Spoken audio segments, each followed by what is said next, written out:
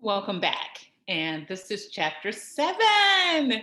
And so in chapter 7, we are discussing team decision making for chapter 7, team decision making. So are you ready? I'm ready. So I hope you enjoyed chapter 6. And now, as we move into chapter 7, let's see what we have.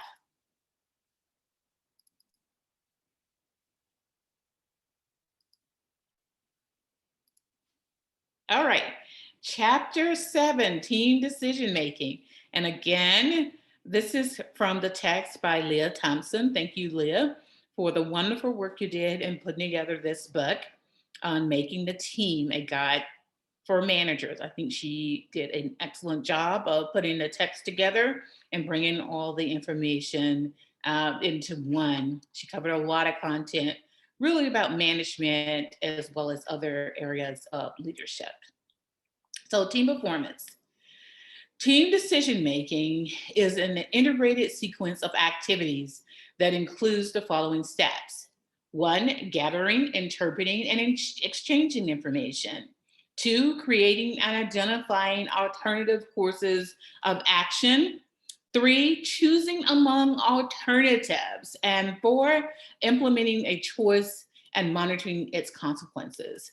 So, as we'll see in Exhibit 7 in your text, as well as here on the monitor, rational model of group decision making starts with orientation, define the problem, set the goal, plan the process, gather information, and identify our alternatives. And that is orientation process. And then the planning process involves evaluating alternatives, interpret and exchange information, create and identify alternative courses of action during the planning phase. And then after the planning phase, we move to the decision-making phase.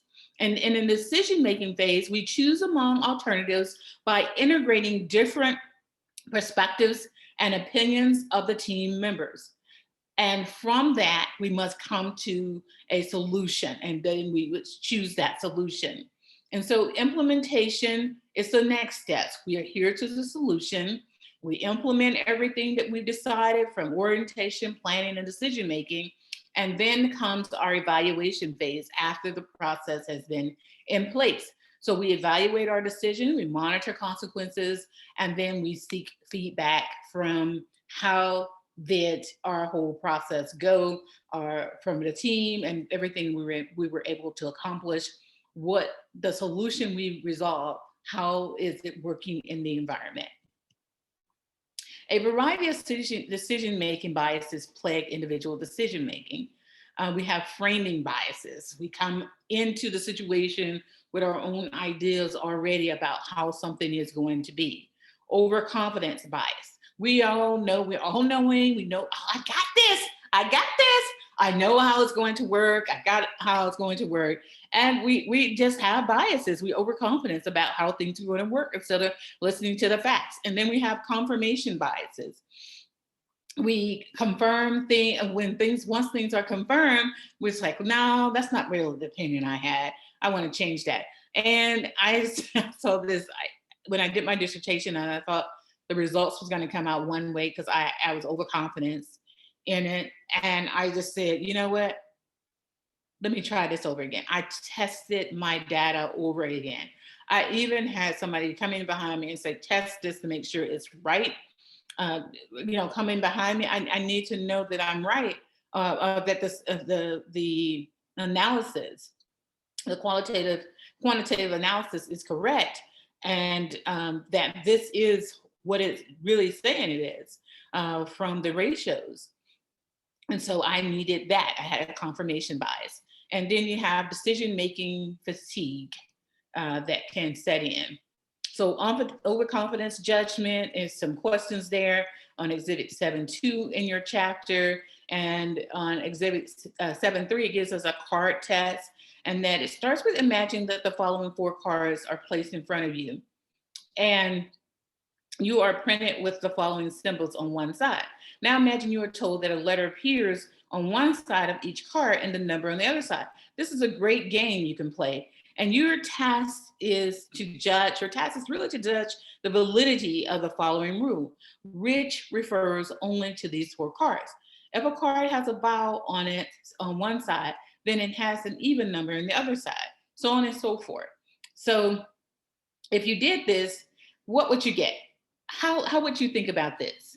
And just imagine these cards in front of you. I know we're doing virtual here, but just imagine for me these cards in front of you. What would your thought process be? Make some paper and put them out there and see what you come up with and do this activity and try it on somebody and see, just how this would work.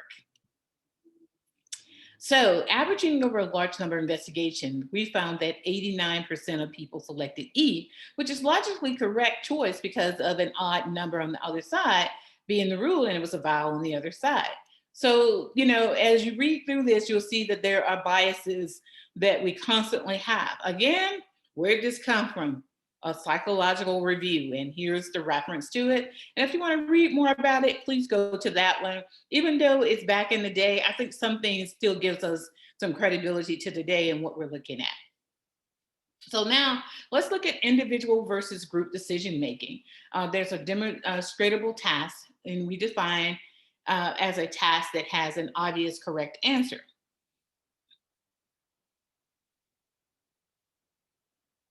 Groups perform better than independent individuals on a wide range of uh, these tasks. In general, group performance increases over that of individuals, that distributability of the task increases. So group to individual transfer is a phenomenon where individual group members become more accurate during the group interaction. There are some drawbacks of group decision making, and groups are much more likely to succumb to the overconfidence bias, regardless of their actual accuracy. And then groups are more likely to exaggerate or extravate some shortcomings displayed by the individual groups. So individual decision rules or teams, where teams need a method by which to combine individuals' decisions to yield a group decision. Now, the overall objectives of these rules are to find the alternative that the greatest number of team members prefer, as well as to find the alternative the fewest members object to, and then we select the choice that maximizes the team welfare. There are 9 common group decision rules. There's the average winner, the Borda rank winner, the best member rule, the medium winner, the majority rule, the random member rule, the Davis weighted average winner. Yes, there are 9 of these. Can you believe it? So if you ever want to, kind of test your theories here, I'd write out all 9 and then come away with which am I doing in this particular situation, group satisfying rule, what am I doing? And so it gives you the defining descriptions of each of these as we go through and exhibit 7.4. So each, it tells us about the average winner, for example. Each member estimates the value of each alternative, and the group computes each alternative means estimated value and chooses the alternative with the highest mean, whereas the median winner is each member estimates the value of each alternative, and the group computes each alternative medium estimated value and chooses the alternative with that one. And then we go into the Davis weighted, which is each member estimates the value of each alternative, and so on and so forth. So you want to make sure that you go through these and see, just to understand what are the various decision-making rules that are out there. Groupthink occurs when team members place decisions and consensus above all on decisions priorities, including good judgment. Yes, we can do that. We can go against good judgment at times. 3 key symptoms of groupthink are overestimation of the group, cross-mindedness, and pressures towards uniformity. And then we have lapses in behavior from the decision-making process. And the following are lapses in behavior that often accompany groupthink and dwarf rational decision making. Incomplete survey of alternatives is one. Incomplete survey of objectives is another.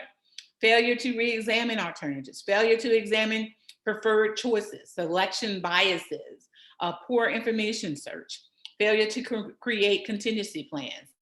And so all of those could create biases for us.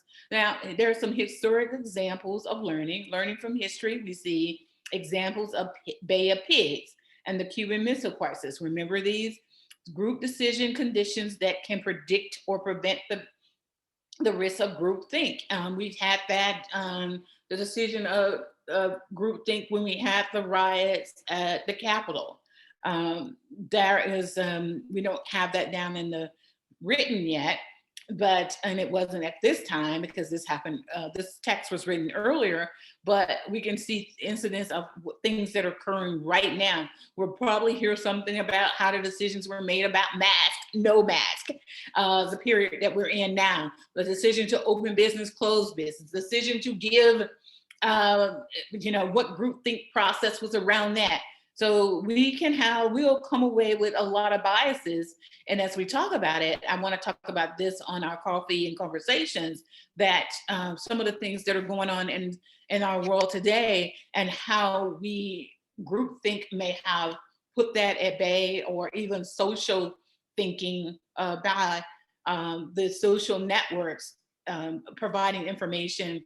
And we have those people that were joining in there. So things are a bit different than what they were at the time of the text. I don't think, I know things have changed drastically, and we have people who are not expert, but they are popular power of influence that creates, and they have a sort of a group think around them at this particular time.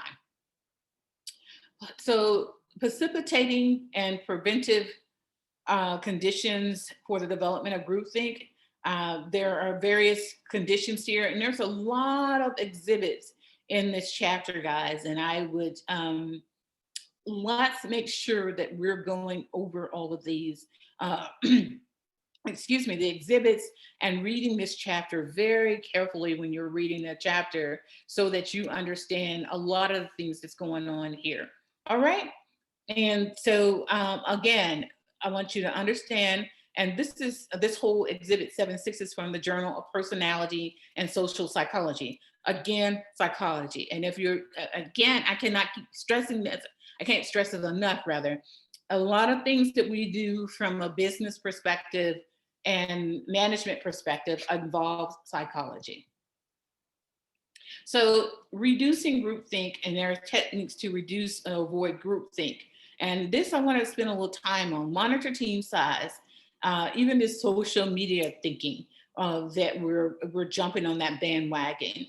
Provide a face-saving mechanism for the team. The risk technique, invite different perspectives, appoint a devil's advocate, structure decisions, principles, establish procedures for protecting alternative viewpoints, identify a second solution alternative, and be aware of time pressure.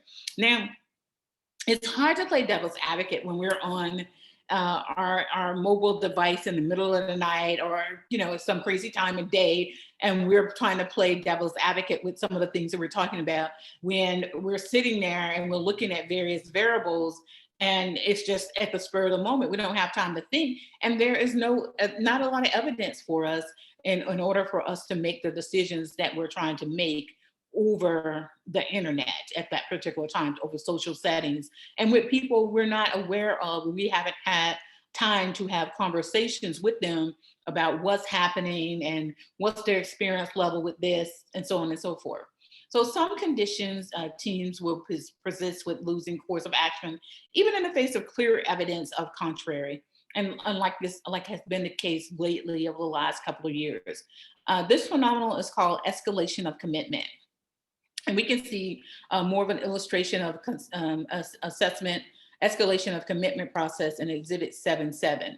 And as we'll see the diagram here, I think that a lot of us, even though this is pertaining to businesses, it's been unclear to us. I mean, it's been a lot of that happening with crises that we've gone through over the last few years. There are 4 key processes that are involved in escalation of commitment cycle: project determinants, psychological determinants, social determinants, and structural determinants. And as you can see, it's very hard for a lot of the things that are coming through from us on a social media or social platforms perspective that's helping this talking to us about decisions and how we make decisions and all that. Even though this video was made on a platform, I'm using that to say, let's educate rather than about all the various variables associated with this instead of just making a decision.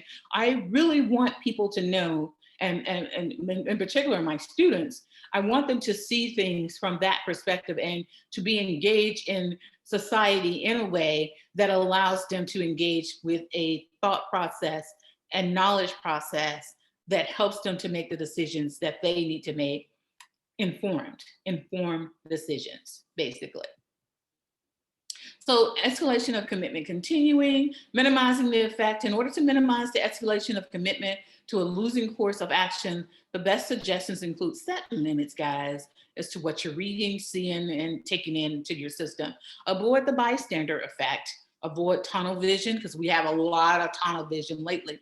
Tunnel vision, I can only see what I can see. I don't see what's outside of each side or even what's farther down the road in front. And then recognize sunk costs. Yes, there are costs. A sunk cost, as you remember from economics, there's a cost associated with every decision we make. Avoid bad mood and external review of decisions.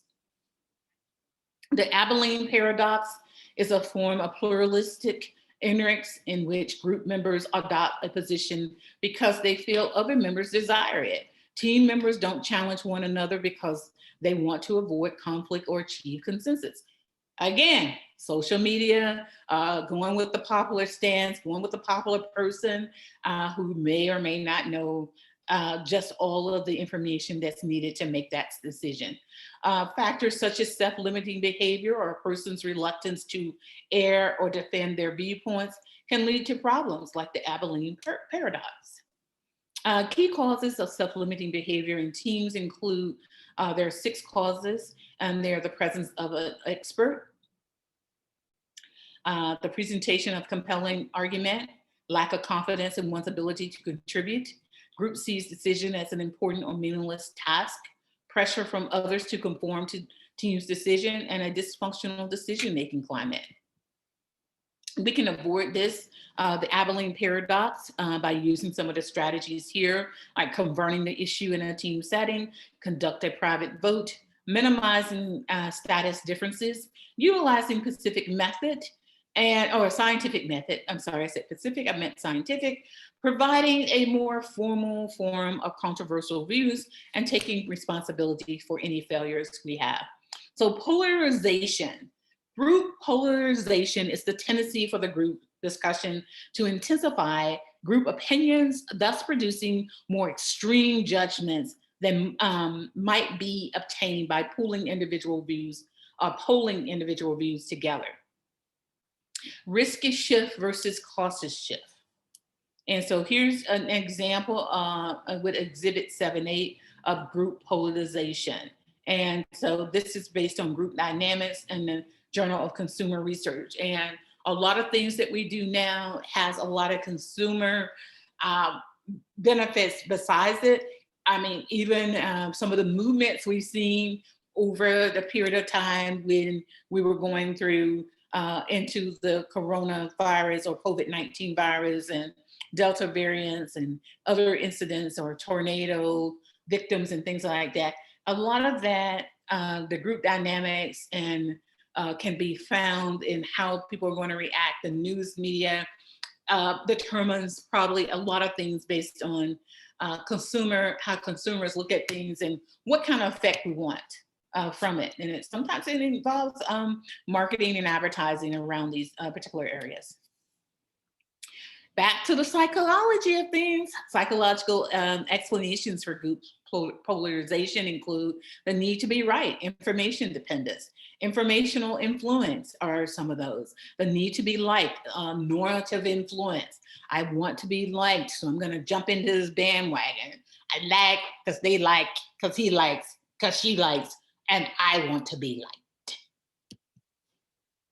So conformity pressures We talk about an example here. Now, suppose you are in a meeting with your team, and the question facing your team is a simple one.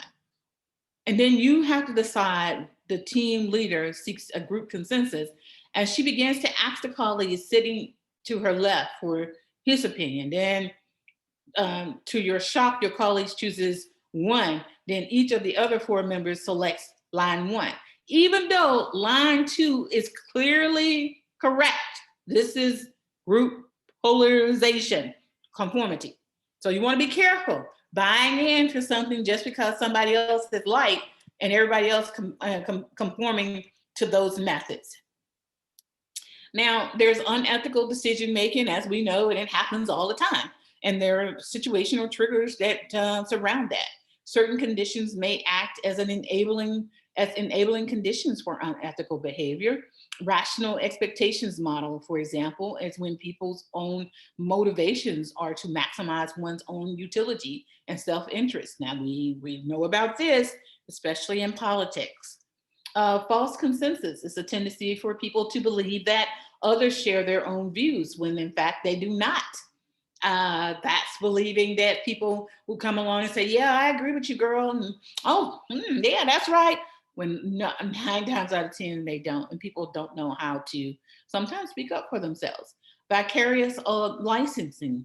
And that's when people are more likely to express prejudice and immoral attitudes when their group members face past behavior has established a non-prejudice credentials. Decentralization, sensitization, is a person's normal system of inter checks and balances turned off. And we can see these things in Exhibit 710 in your text. So how to prevent unethical decision making? Well, accountability for our behavior. We need to be accountable. Contemplation, eliminate conflicts of interest, create a culture of integrity and future self-organization. You gotta know yourself, guys. It always comes back repeatedly to knowledge of self. So that's it for this chapter. And this chapter, we learned that teams make important decisions and not all of them will be good despite the best intentions. We learned, we're learning from failure to, a failure is necessary, but often difficult to deal with.